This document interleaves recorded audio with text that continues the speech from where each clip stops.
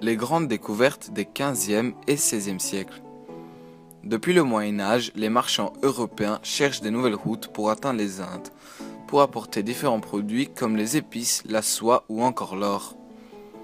Durant le 15e et 16e siècle, les grandes puissances européennes financent des explorateurs pour se lancer dans des expéditions sur la mer.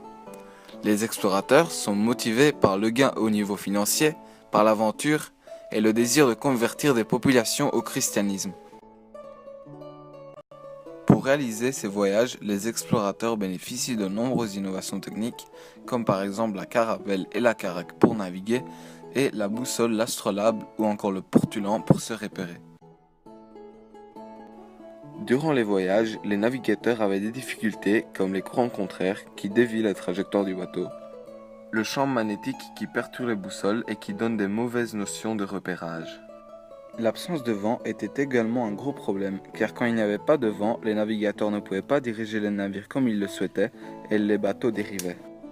La mutinerie était aussi un problème car ça crée des conflits dans l'équipage et aussi des révoltes et menaces envers le capitaine.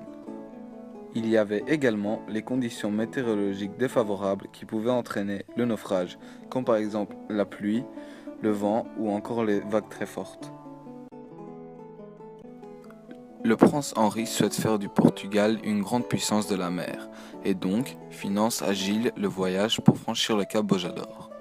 Hens est le premier Européen à passer le cap. Jusqu'à ce moment, les gens pensaient que c'était la limite méridionale du monde. Lors de ce voyage, ils ont utilisé les caravelles et les différents outils de repérage. Les Portugais sont les premiers à vouloir contourner l'Afrique par le sud pour atteindre les Indes. Grâce au roi Jean II, Bartolomeu Diaz va plus loin que Hens et atteint en 1487 la partie sud de l'Afrique et apporta comme preuve une route maritime vers les Indes. Diaz réussit son objectif en dépassant le cap de Bonne-Espérance. Le 12 octobre 1492, les navires jettent l'ancre devant une plage située aux Bahamas. Après 3 mois de navigation compliquée, le Génois Christophe Colomb remercie Dieu et débarque en prenant possession de l'île. Il lui donne le nom de San Salvador. Christophe Colomb est sûr d'avoir atteint le continent asiatique et avoir découvert une partie des Indes. Mais il découvre un monde nouveau, riche, peuplé et grand. Ce projet a pu être atteint grâce à la reine d'Espagne Isabelle de Castille. L'Italien John Cabot poursuivait le même objectif que son compatriote Christophe Colomb, celui de rejoindre les Indes par l'ouest.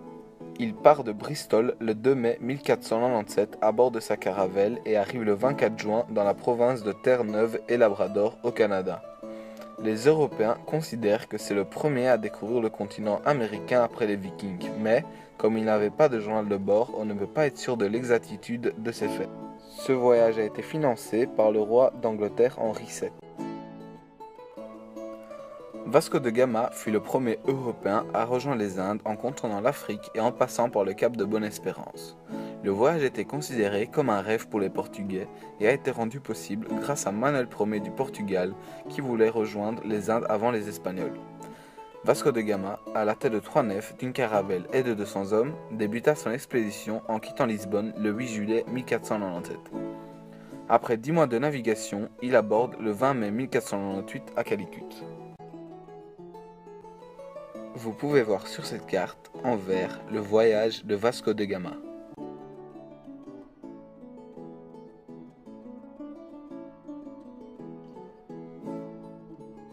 Durant le voyage, il a dû affronter les conditions maritimes extrêmes et des maladies qui régnaient sur les navires, comme la dysenterie et le scorbut.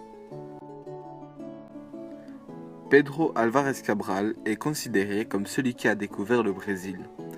2 ans après le retour de Vasco de Gama, une nouvelle expédition débute, mais cette fois sous la navigation de Pedro Álvares Cabral. Ce fut un nouveau type d'expédition pour les Portugais, car Cabral était accompagné de 13 caravelles et de 1200 hommes. Le voyage a été rendu possible par Manuel Ier dans le but de concurrencer les Vénitiens et les Génois.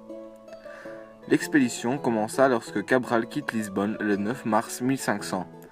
Averti par Vasco de Gama, il s'éloigne des rives africaines pour éviter que les caravelles soient immobilisées par l'absence de vent. Son voyage dura 42 jours et le 22 avril 1500, il atteint les côtes brésiliennes en apercevant une montagne nommée Monte Pascual. Après avoir séjourné, il décide de reprendre le voyage vers Calicut le 2 mai 1500. Le 23 mai 1500, il traverse une tempête dans l'Atlantique Sud où Cabral perd 4 bateaux. Il atteint Calicut le 13 septembre. Finalement, Cabral revient au Portugal le 21 juillet 1501 avec seulement 4 navires et le tiers de ses hommes. Malgré la perte d'une grande partie de son équipage à Calicut, il rentra avec des cargaisons remplies d'épices. En 1501, Vespucci déménage à Lisbonne. Il reçoit une invitation de Manuel Ier du Portugal pour une expédition bien documentée et préparée vers l'Amérique. L'objectif de l'expédition n'est pas clair, mais c'est sûrement pour reconnaître les terres découvertes par Cabral en 1500. Entre 1501 et 1502, il part pour son troisième voyage, où il arrive au nord du Brésil, puis navigue jusqu'au sud et découvre ce nouveau continent qu'est l'Amérique du Sud. Il donna son prénom au continent, d'où l'appellation actuelle d'Amérique. Fernand de Magellan fit le premier tour du monde. Il quitta le Portugal le 19 septembre 1519. Il parta avec 5 navires et 265 hommes et longea le continent américain vers le sud. Après plusieurs arrêts le long du continent, le 21 octobre 1520, la flotte passera par le détroit qui porte actuellement le nom du navigateur. 3 mois plus tard, ils arrivent à l'archipel des Mariannes, en pleine Océanie, puis à l'île de Cebú, dans l'archipel des Philippines. Le 27 avril 1521, ils sont pris dans une embuscade. Magellan et 8 de ses hommes y décéderont. Il ne reste plus qu'une caravelle en état. Une partie des hommes reste sur l'archipel des Moluques et le pilote Delcano prendra les commandes du navire qui les mènera à bon port.